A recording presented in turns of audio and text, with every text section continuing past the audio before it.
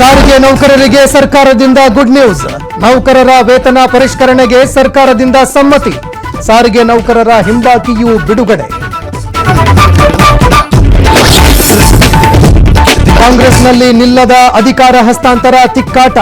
CM ಕುರ್ಚಿ secret ಬಿಚ್ಚಿಟ್ಟ DK Shivakumar. ದೆಹಲಿಯಲ್ಲೇ ಮಾತುಕತೆ ನಡೆದಿದೆ ಎಂದ ಡಿಸಿಎಂ.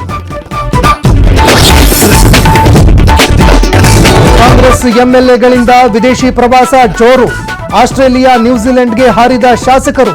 ಇಂದು ಮತ್ತಷ್ಟು ಶಾಸಕರಿಂದ ಫಾರಿನ್ ಟೂರ್. ಡಂಪಿಂಗ್ ಯಾರ್ಡ್ ಬಳಿ ಕಸದ ಲಾರಿಗಳಿಗೆ ಸ್ಥಳೀಯರ ಬ್ರೇಕ್.